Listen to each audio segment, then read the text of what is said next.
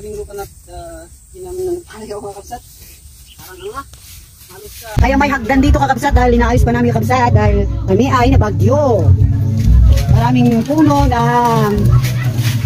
ba ay na natumba dahil sa bagyo kakabsat.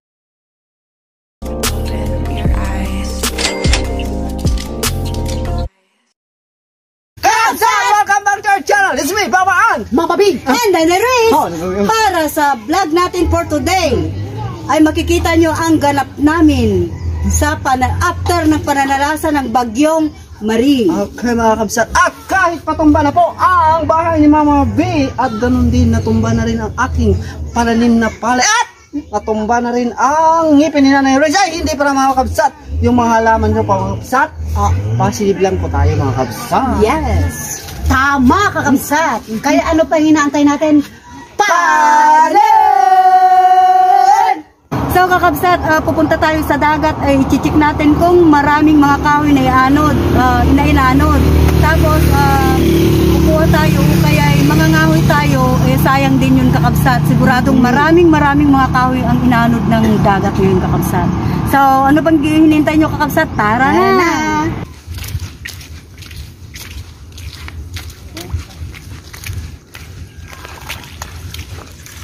So kakabsat, ito yung dadaanan na pupunta doon sa dagat kakabsat.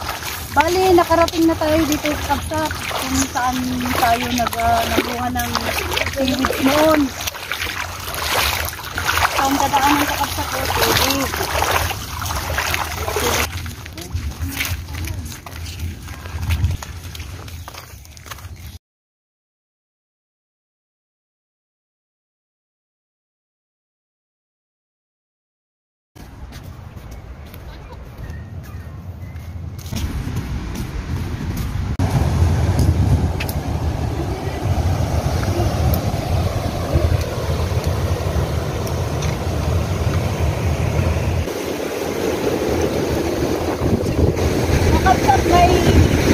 Napakalaki.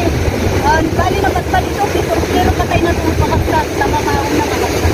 Ang laki kakabsat, oh. Kakabsat.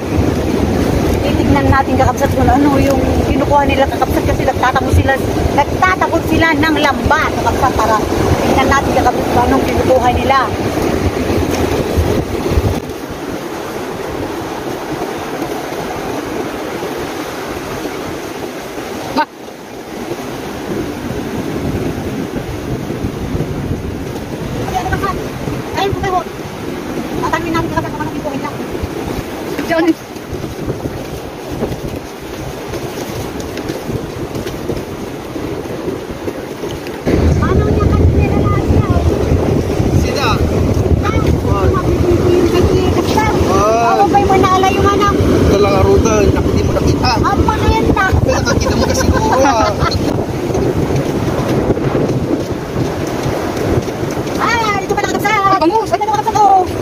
Yan pala kinukuha nila ang kakabsat. Uy!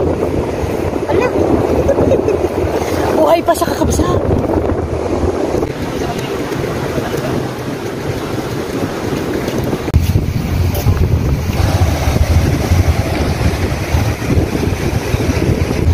Babalik kakabsat. Uuwi na tayo kakabsat kasi umaambon na.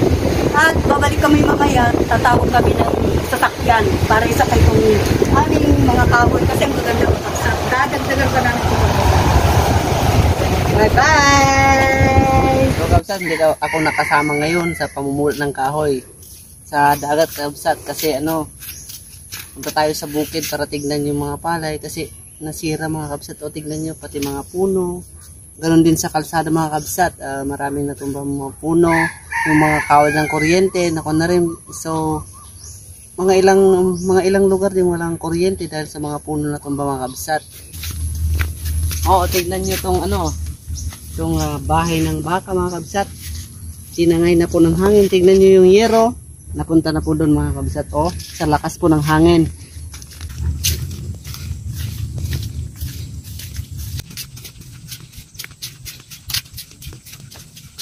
Kaya, yung malakas na hangin, parang sinasalon na niya lahat mga kabsat. Kasi hybrid siya. Ito po yung sa akin, inbreed lang po siya mga kabsat. Pero, Marami rin yung sira mga kabsat. Halos lahat din kami dito mga kabsat.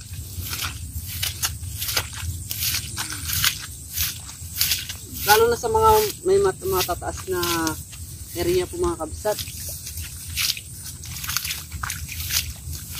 Marami din mga ganito oh. Yung walang tawag dito, walang laman. Hindi ko alam kung anong insektong kumain dito oh. Tingnan yung mga kabsat ni oh.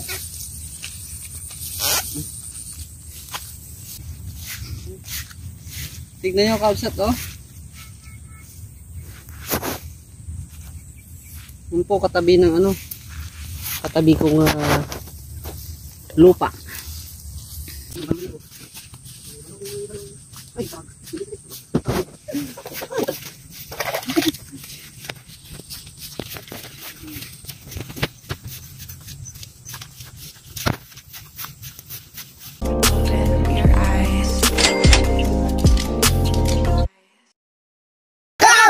Diyan po nagtatapos ang aming vlog for today. Samahan nyo kami ulit sa aming mga susunod na videos o vlog. Shoutout sa iyo, Banang, ang gumupit sa aking hair for today. Oh, oh. Stay put at manood sa aming channel. Ah. And you too, Mr. Tidio Lecodan. Ay, nako. Shout out to you, my friend. At sa lahat po ng mga nasalantarang bagyo mga kabsat, sama-sama po tayong manalangin at sama-sama tayong bumangon mga kabsat. Don't forget to subscribe our YouTube channel Agkakabsat TV at ganoon din sa aming Facebook page account Agkakabsat TV at TikTok account Kokujang06. Click like, share, and subscribe and hit the notification bell below para always na updated kayo sa bago naming videos. Bye-bye!